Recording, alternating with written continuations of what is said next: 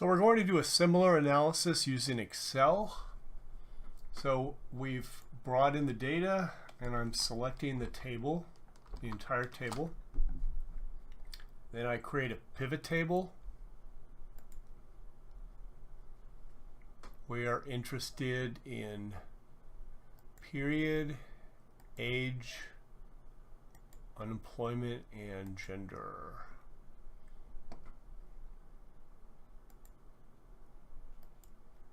We are clicking inside the pivot table, and now we're going to create a pivot chart. And we know that the most likely chart that will help us would be an area chart. So there we have an area chart.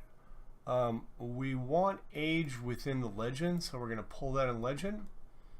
And now, just in a matter of a minute, we have a good Excel pivot chart which describes the aggregated data of unemployment from 2005 through 2015.